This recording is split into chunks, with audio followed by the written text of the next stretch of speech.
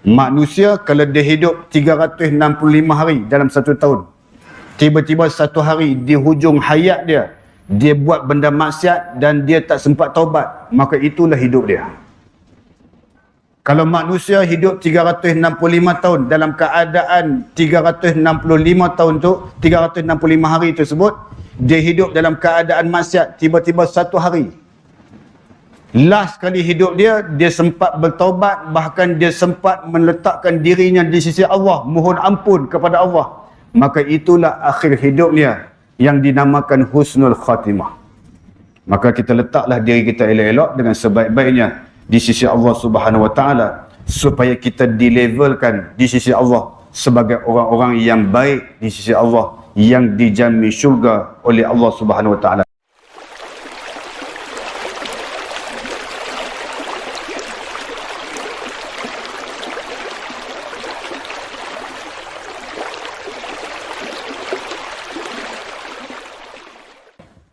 Assalamualaikum warahmatullahi wabarakatuh. للنبي الكريم الفاتحة. أعوذ بالله من الشيطان الرجيم. بسم الله الرحمن الرحيم.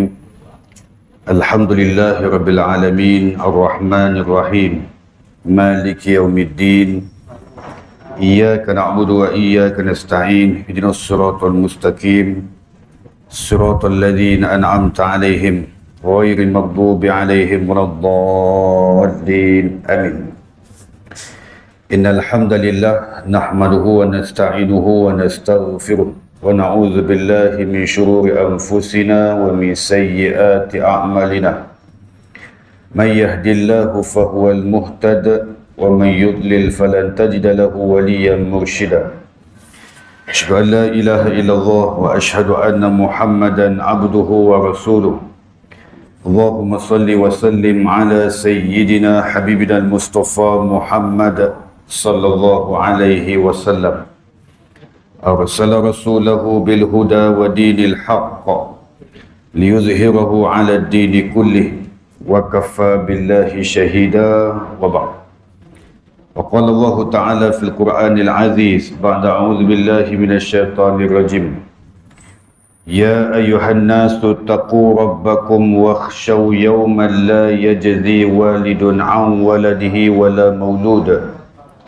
ولا مولود هو جاز عن والده شيئا إن وعد الله حق فلا تغرنكم الحياة الدنيا ولا يغرنكم بالله الغرور. صدق الله العظيم. Surah Luqman ayat 33. Semati Tuan Imam, Tuan Bilal dan staf-staf pimpinan dan pentadbiran Masjid Nurul Amin, yang bahagia Datuk Nazil kita, tidak lupa juga tuan-tuan dan puan-puan muslimin dan muslimat yang dikasihi sekalian. Alhamdulillah, syukurillah, syukur banyak-banyak kepada Allah Subhanahu Wa Taala di atas ruang dan peluang yang Allah berikan pada kita pada malam ni, kita dapat bertemu dalam slot kuliah maghrib. Mudah-mudahan pertemuan pada malam ini mendatangkan rahmat dan kasih sayang Allah. Bersurainya nanti mendatangkan keampunannya, redha-Nya, kasih sayangnya yang tiada bertepian kepada kita sekalian di dunia hingga ke syurga-Nya nanti, insya-Allah. Apa khabar semua, sihat? Mudah-mudahan semuanya di dalam jagaan Allah SWT, insya-Allah. Di dalam satu ayat Al-Quran yang saya bacakan tadi, kata Allah Subhanahu Wa Taala yang membawa maksud: wahai manusia, bertakwalah kamu kepada Tuhan kamu dan takutilah hari-hari yang akan datang ini, ketika mana ibu dan ayah kamu tidak dapat menyelamatkan kamu daripada siksaan di dalam api neraka Allah Subhanahu Wa Taala. Bahkan kamu juga tidak dapat menolong ibu dan ayah kamu yang disiksa oleh Allah Subhanahu Wa Taala atas dosa dan apa yang dilakukan daripada dunianya dulu. Maka Allah ingatkan kepada kita, semuanya janji Allah itu benar-benar belaka. Bahkan Allah kata, jangan kamu terpedaya dengan dunia ni. Bahkan dia sebut lagi, janganlah kamu terpedaya dengan hasutan syaitan tersebut sehingga menyebabkan kamu berani melanggar dan berani mencabar segala hukum Allah Subhanahu Wa Taala di dunia ni. Mudah-mudahan kita menjadi manusia yang bertakwa kepada Allah, dan mudah-mudahan kita jadi manusia yang senantiasa ikhlas di dalam beribadah kepada Allah SWT, insya-Allah. Tuan-tuan dan puan-puan yang dikasihi sekalian, kalau kita cerita ayat tadi, Allah SWT ajar kita supaya jadi manusia yang benar-benar bertakwa kepada Dia. Dia suruh kita bertakwa kepada Dia. Sebab apa Dia suruh kita bertakwa kepada Dia? Sebab Dialah segala-galanya. Dari sudut apa yang ada di dunia ni, semuanya milik Dia. Di alam barzakh, Dia juga Tuhan kita. Di alam mahsyar, Dia juga Tuhan kita. Di titian siratul mustaqim, Dia juga Tuhan kita.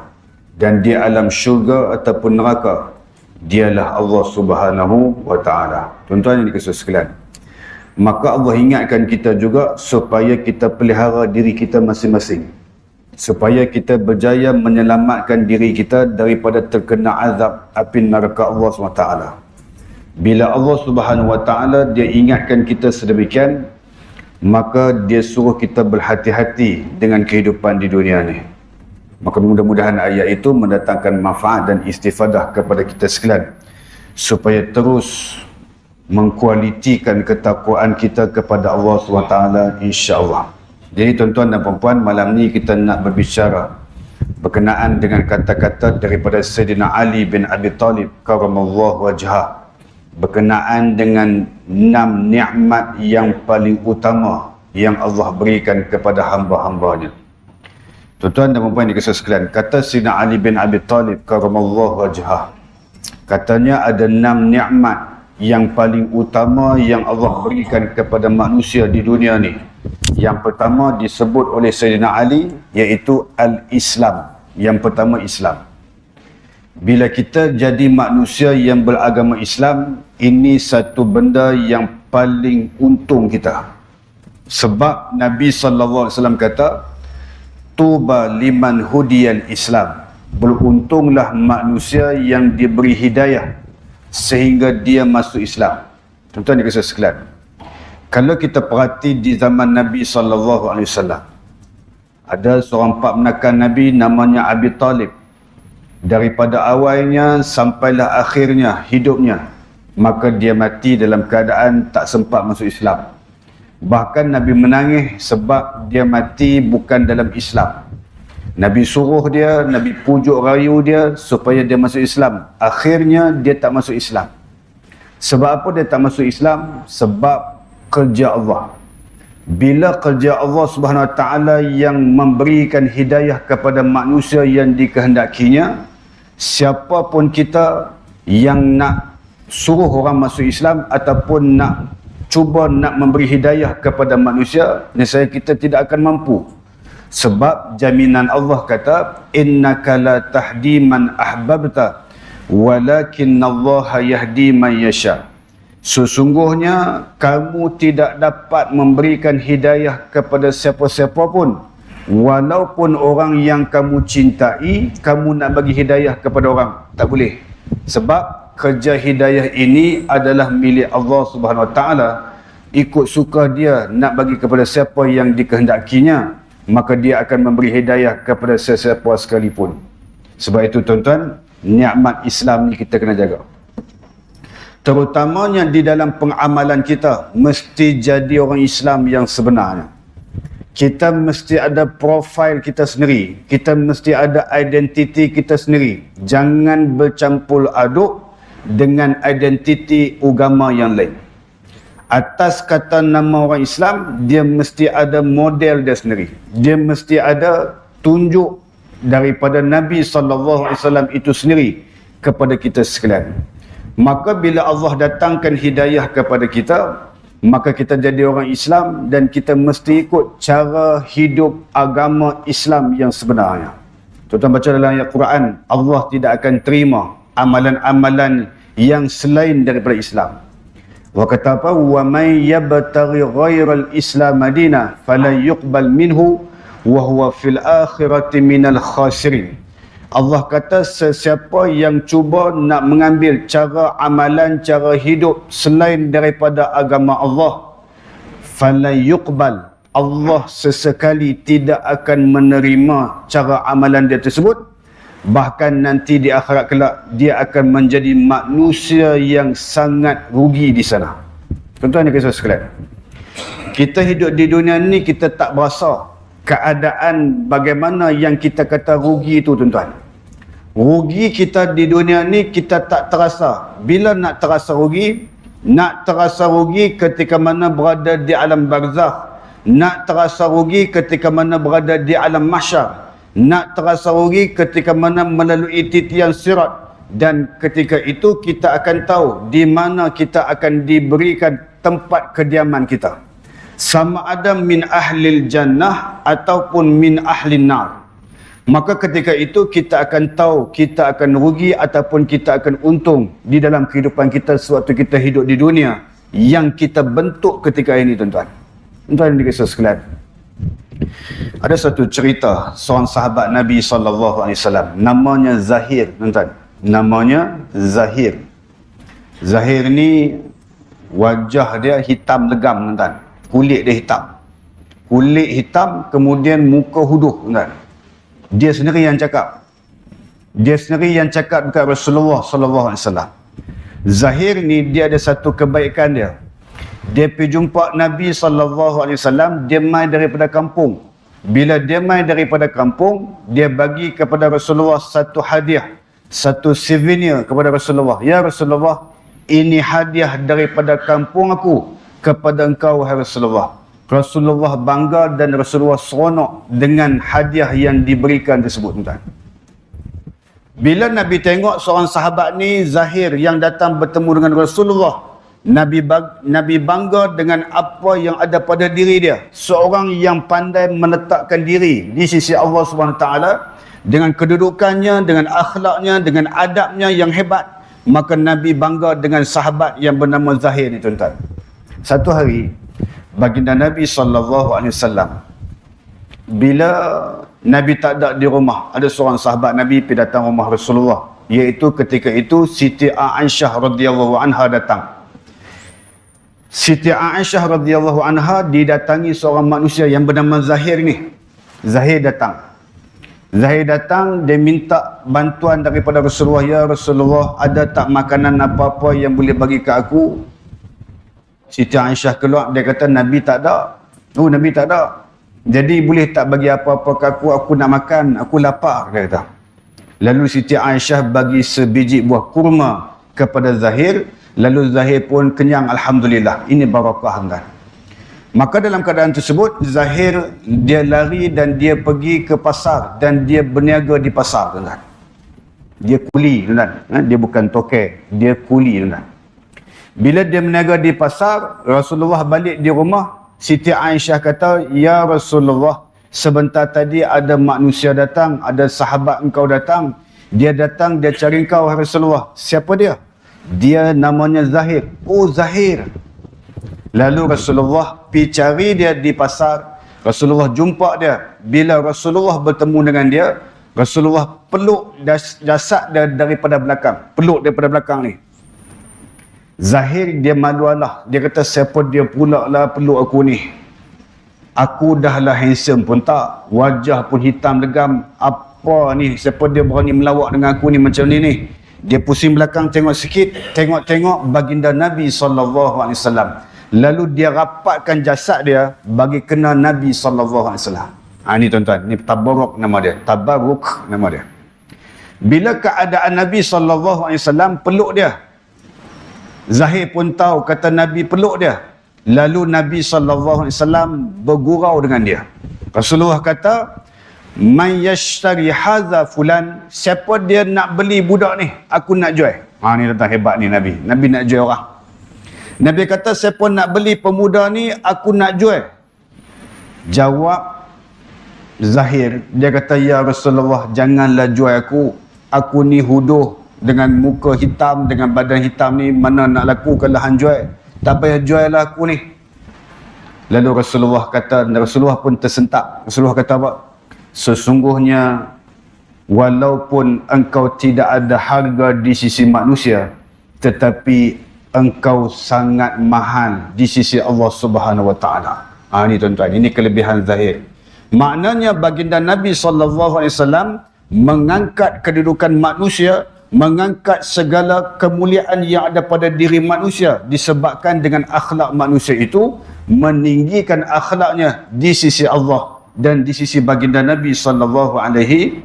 Itu yang berlaku kepada zahir. Apa yang saya nak cerita ni tuan-tuan, maknanya agama kita ni bila kita jadi seorang Islam, kita selit dengan akhlak yang baik, kemudian kita beriman, kemudian kita percaya secara keseluruhannya apa-apa yang datang daripada Allah, apa-apa yang datang daripada baginda Nabi SAW, kita percaya habis-habis, kita tidak ada keraguan sedikit pun, maka kita akan jadi manusia yang dimuliai oleh Allah SWT sebab keimanan kita kepada Allah. Ustaz cakap ni ada hadis ke, ada dalil ke Ustaz? Ada. Tuan-tuan baca dalam suratul Nahli juzuk yang ke-14.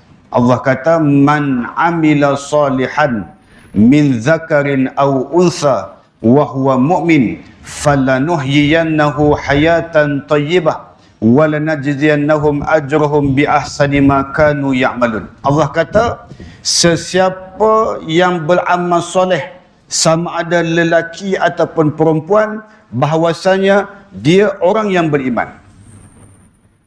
Tak cukup dengan benda tu yang dikhabarkan oleh Allah Subhanahu Wa Taala, bahkan Allah kata kami akan pastikan hidup dia dipenuhi dengan kebaikan. Ini janji Allah kepada orang yang beriman di dunia ni. Hidup dia penuh dengan kebaikan, hidup dia penuh dengan kemuliaan, hidup dia penuh dengan kualiti hidup dia. Siapa dia punya hidup? Orang yang beriman. Bahkan Allah kata kami akan lipat gandakan pahala kepada manusia yang hidup dengan penuh pengamalan dia atas apa yang dibuat di dunia ni kepada Allah Subhanahu Wa Taala. Tuan-tuan, Allah balas balik kita. Ini keberuntungan manusia yang reti beriman kepada Allah, tetapi ada manusia yang akan rasa rugi ketika mana dia berada di alam barzakh. Kita tak rasa rugi di dunia ni tuan-tuan sebab kita dibuat enak dengan kehidupan dunia yang melalaikan kita. Bila nak rasa rugi, di alam barzakh kita akan rasa rugi. Bila nak rasa rugi, di saat sakaratul maut kita akan rasa rugi. Bila nak rasa rugi lagi, di alam mahsyar kita akan rasa rugi. Ada ayat Quran ke Ustaz? Ada. Tuan-tuan baca dalam ayat Quran dalam suratul Mu'minun juzuk yang ke-18. Allah kata, qala rabbirji'un la'alli a'malu salihan fima taraktu kalla. Berkata manusia yang berada di alam barzakh, ketika mana dia berada di alam barzakh yang dia adalah kekurangan amal soleh sewaktu dia hidup di dunia, yang dibawa bekalnya di alam barzakh, maka dia akan menyesal di alam barzakh. Apa kata dia? Wahai Tuhanku, kembalikan aku ke dunia untuk aku nak beramal soleh kembali. Kembalikan aku balik ke dunia, wahai Allah. Aku tak nak duduk alam barzakh ni sebab aku teruk dari sudut amalan soleh aku ni sangat berkurangan bekalan yang aku bawa di alam barzakh ni. Dia minta kepada Allah untuk kembalikan ke dunia. Nak buat apa? La'alli a'malu salihan fima taraktu kalla. Dia kata, aku nak pulang balik ke dunia supaya aku dapat beramal soleh yang dulu-dulunya aku tinggalkan. Boleh tak Allah izin? Allah tidak akan izin kepada manusia yang sudah mati ni tuan. Takkan balik dah. Maknanya hidup ni di dunia ni sekali je. Kan ada orang hidup 2 kali? Tak ada tuan. Jadi sekali je tuan. Kita pun tak tahu bila nak mati. Ke dah tahu siapa dia yang nak mati dalam ni? Ustaz, saya nak mati dah Ustaz. Tahu bila? Saya mati 2025. Lega tuan. Boleh ada setahun lagi untuk nak yok ya yok ye. Sebab kita semua tak tahu nak mati bila. Kalau tahu kan senang. Sebab apa Allah rahsiakan mati ni kepada kita sekalian? Supaya berlanjutan dan berterusan di dalam beramal soleh kepada Allah SWT dan takutkan akan mati. Suruh kita beramal soleh banyak-banyak hari-hari. Seorang sahabat Nabi SAW, namanya Nu'aiman. Namanya Nu'aiman. Sahabat Nabi ni dia berada di alam barzakh malaikat panggil dia ya ahlal jannah dengan soalan dia. Nu'aiman ni perangai dia apa? Nu'aiman ni perangai dia keloloh tuan-tuan. Dia bukan baik sangat pun, dia cuma keloloh banyak. Hidup dia Nabi ketawa dan mati dia pun Nabi ketawa dengan dia. Ada satu kisah ketika mana baginda Nabi SAW sedang bersedih sebab kematian isteri dan pak menakan dia. Isteri dia siapa? Khadijah binti Khuwailid dan Abi Talib. Dua orang ni meninggal dalam satu tahun, sehingga tahun itu digelar Amun Huznain, tahun dua kesedihan. Nabi sedih. Bila Nabi sedih ni tuan-tuan, sahabat Nabi nama Nu'aiman ni dia teropong tengok Nabi dari jauh. Tengok Nabi dari jauh, sedih ni, sungguh ni. Lalu dia pun pergi cari hadiah untuk nak berikan kepada Nabi SAW. Dia pergi jumpa Zaid bin Sabit. Dia tanya kepada Zaid bin Sabit, wahai Zaid bin Sabit, aku nak beli kambing 2 ekor daripada hang. Boleh ke? Dia kata, boleh Hang nak buat apa kambing ni? Aku nak hadiah kepada Rasulullah yang sedang bersedihan. Dia kata, boleh ambil dia kau kambing ni. Duit? Duit ni susah, dia kata. Duit ni hampir minta dekat Nabi SAW. Tu perangai dia dah. Keloloh punya orang. Dia belilah kambing tu. Bila dia ambil kambing 2 ekor ni, dia kata Zaid bin Sabit, hang sendiri pergi bagi dekat Rasulullah. Aku tak nak pergi bagi. Aku nak tengok dari jauh je. Dia pun bawa 2 ekor kambing, bagi kepada Nabi SAW. Ya Rasulullah, ni ada hadiah daripada Nu'aiman. Dia bagi kepada engkau. Siapa dia nama? Nu'aiman. Ya ke? Alhamdulillah, terima kasih banyak-banyak. Cuma dia bagi tahu kambing ni belum bayar. Dia suruh kau bayar. Nabi kata, dia memang perangai macam tu dia. Ada orang ke perangai macam ni tuan-tuan dalam masyarakat kita. Kalau jumpa tuan-tuan sepak je tuan-tuan ni. Dia kira ikut dia tuan-tuan. Dia kira lepas diri dia. Nabi ketawa dengan perangai dia ni tuan-tuan. Nabi ketawa dan Nabi seronok dengan perangai dia ni. Satu hari dia meninggal dunia. Saya ringkaskan cerita dia, panjang cerita ni. Saya ringkaskan cerita. Dia meninggal dunia. Sewaktu dia meninggal dunia, Nabilah yang memandikan dia, Nabilah yang mengkafankan dia, Nabilah yang solat akan dia, dan Nabilah yang mengkebumikan dia. Sewaktu dia berada di alam barzakh, dia masukkan Nu'aiman ke alam barzakh, lalu Nabi SAW tunggu di atas perkuburan. Nabi tunggu. Sahabat Nabi tanya, ya Rasulullah, kenapa kau tak balik lagi? Saja aku nak tunggu. Sebab apa? Aku nak dengar apa dia cakap dekat malaikat. Tunggu.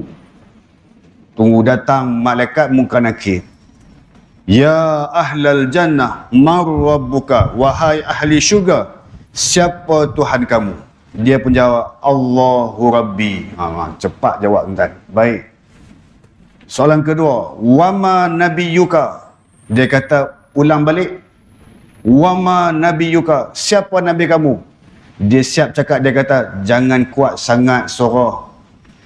Yang kau tanya tu siapa nabi aku, dia sedang berada di atas perkuburan aku. Dialah nabi aku. Nabi gelak tuan. Nabi kata, hang inilah ya Allah. Hidup pun boleh membuatkan aku ketawa, mati hang pun boleh membuatkan aku ketawa. Inilah sahabat Nabi yang hebat dari sudut agama dia, sehingga dia meletakkan nama dia. Nabi kenal dia dan Nabi sayang kepada dia. Dia pernah dilaknat oleh sahabat Nabi. Sebab apa dia pernah kena laknat dengan sahabat Nabi? Sebab dia kaki minum arak. Dia minum arak kuat tuan-tuan. Dia main jumpa Nabi, ya Rasulullah, aku mabuk sekarang ni. So macam mana? Nabi kata, jangan mabuk Nu'aiman, dosa besar, bahaya, nanti Allah murka. Baik, aku taubat. Besok dia main lagi tuan-tuan. Wahai Rasulullah, aku mabuk sekarang ni. So macam mana? Oh, dia duduk tanya Nabi macam tu. Hari ketiga, dia pergi tanya Nabi, Umar ada sebelah. Umar pukul dia sungguh-sungguh tuan-tuan. Sahabat-sahabat Nabi laknat dia. Sahabat Nabi kata, laknat Allah ke atas engkau, wahai Nu'aiman. Nabi marah kepada sahabat Nabi. Sebab apa Nabi marah? Sebab Nabi kata, jangan kamu laknatnya. La tal'inuh. Jangan kamu laknat dia. Sebab dia disayangi Allah dan dia disayangi aku. Dan jangan kau laknat dia. Sebab dia sangat sayang kepada Allah dan dia sangat sayang kepada aku. Oh tuan-tuan, jangan main-main. Maknanya, Apabila kita ada profil kita sendiri sebagai seorang yang beragama Islam, lalu kita angkat kedudukan kita daripada status manusia Islam biasa, kita jadi orang Islam yang beriman, kita jadi orang Islam yang bertakwa, maka tinggi nilaian kita di sisi Allah Subhanahu wa taala. Sebab apa tinggi nilaian? Sebab apabila manusia itu bertakwa, maka dia adalah orang yang paling mulia di kalangan manusia yang lain. Inna akramakum indallahi atqakum. Sesungguhnya manusia yang paling mulia di kalangan kamu ialah orang yang bertakwa. Takwa ni tuan-tuan tak perlu ada sijil ijazah sarjana muda pengajian Islam. Maksudnya apa? Siapa-siapa pun boleh jadi takwa. Takwa ni juga tuan-tuan tak perlu ada PhD hadis, tak perlu ada. Takwa ni juga tuan-tuan tak perlu ada PhD hafiz Quran, tak perlu ada. Yang penting takwa tuan-tuan.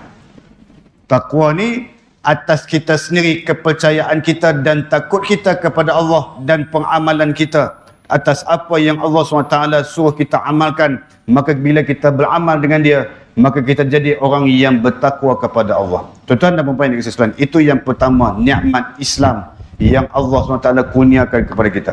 Yang kedua, iaitu nikmat yang kedua, jangan ditinggalkan Al-Quran. Jangan tinggal. Quran ini nikmat yang paling agung untuk umat Nabi Muhammad sallallahu alaihi wasallam. Quran ini siapa-siapa yang cuba nak menipunya ataupun yang cuba nak memesongkan dia, tidak akan dapat selama-lamanya, sebab dia di dalam jagaan Allah dan di dalam peliharaan Allah Subhanahu wa taala. Maka sesiapa yang bersama dengan Al-Quran, maka Allah akan memuliakannya seperti mana Allah memuliakan Al-Quran tersebut.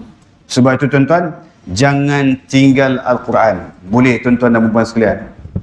Senyap semua, sejuk lah buah. Tuan-tuan dan sekalian, tak payahlah serius sangat malam ni. Serius je semua. Pasal apa? Tuan? Jadi yang kedua ni, nikmat Al-Quran ini perlu kita hadam, perlu kita nikmati bersama.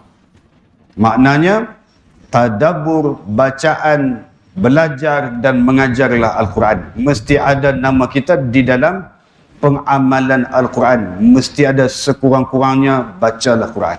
Sekurang-kurangnya apa? Bacalah surah Al-Mulk setiap malam. Sekurang-kurangnya lah. Bagi orang yang berpegang dengan mazhab Malasi, tuan. Faham mazhab Malasi? Mazhab pemalas, tuan. Pemalas lah tu. Dia nak baca yang tu je, dia tak nak baca yang lain. Di rumah tak baca apa langsung. Teruk tu ya Allah. WhatsApp rajin baca, tuan-tuan. Quran tak rajin baca. Sekian dimaklumkan. Tuan-tuan dan puan-puan yang sekalian, itu yang kedua. Yang ketiga, nikmat yang ketiga apa? Nikmat yang ketiga iaitu nikmat kedatangan Nabi Muhammad sallallahu alaihi wasallam. Itu nikmat kepada kita sekalian. Allah sebut dalam Al-Quran dalam surah Ali Imran, Allah kata laqad mannallahu 'alal mu'minin idh ba'atsa fihim rasulan minhum yaslu 'alaihim ayatihi. Sadaqallahul azim. Allah kata telah menjadi satu anugerah kepada orang-orang yang beriman ketika mana kami datangkan Nabi Muhammad sallallahu alaihi wasallam. Anugerah bagi siapa? Bagi orang yang beriman dengan Nabi Muhammad sallallahu alaihi wasallam. Anugerah bagi kita sekalian. Jadi Rasulullah itu bila dia dah wafat, dia sudah meninggalkan kepada kita amalan-amalan sunnah daripada dirinya, dari sudut percakapannya, dari sudut perbuatannya, dari sudut tingkah lakunya, dari sudut segala kehidupannya, semuanya ditinggalkan kepada kita untuk kita amalkan. Amal. Sesiapa yang beramal dengan sunnah Nabi, sama ada segala apa yang ditinggalkannya, percakapannya, perbuatannya dan etikadnya, semua ditiru Nabi, maka dia adalah orang yang beramal dengan sunnah baginda Nabi sallallahu alaihi wasallam. Ini untung kita ada role model di dunia ni, tuan-tuan. Kalaulah Nabi tak ada, kita nak ikut siapa? Tak ada benda orang yang lain kita akan ikut, melainkan Allah hantar Nabi Muhammad sallallahu alaihi wasallam untuk kita turuti dan ikuti jejak langkah baginda Nabi sallallahu alaihi wasallam. Apa yang Nabi suka, tuan-tuan? Cuba kita cerita sikit apa yang Nabi suka di dunia ni. Kalau kita buat ni, dia suka. Apa dia yang dia suka? Dia suruh kita bangun malam. Dia suruh kita bangun malam. Ada satu hadis Nabi SAW. Nabi cerita tentang syurga. Nabi cerita tentang syurga. Bila Nabi cerita tentang syurga, bangun seorang Arab Badui tanya kepada Rasulullah. Faqama a'rabiyun. Bangun seorang Arab Badui, dia tanya Rasulullah, ya Rasulullah, syurga yang Tuan hamba cerita tadi, ada bidadari, ada nikmat, ada segala-galanya, segala kenikmatan di dalam dia tu, yang tu untuk siapa? Liman ya Rasulullah, untuk siapa tu yang hang cerita syurga ni? Nabi jawab, syurga ni liman atabal kalam, untuk orang yang cantik tutur kata dia.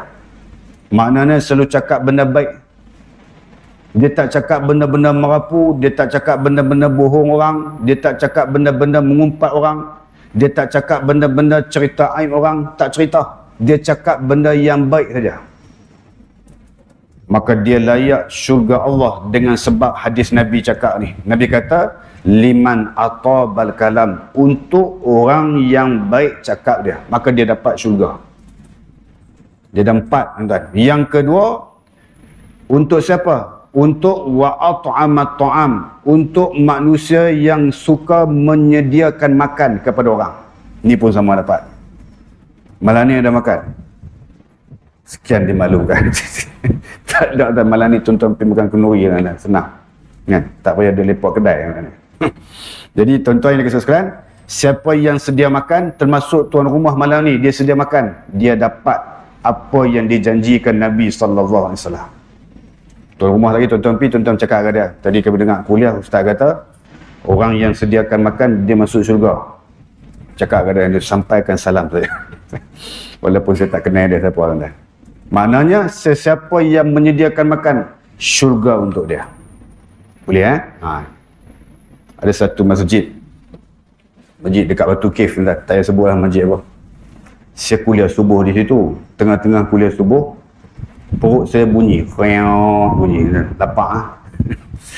Saya tanya dekat jemaah. Saya kata, pagi ni ada makan. Pakcik belakang tu buat ni.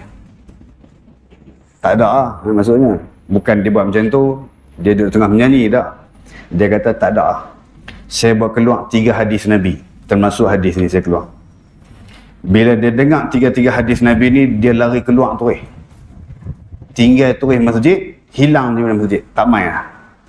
Ingat kot tak main. Dekat-dekat nak habis kuliah, dia masuk, dia lap peluh dia. Dia masuk, dia main duduk sebelah.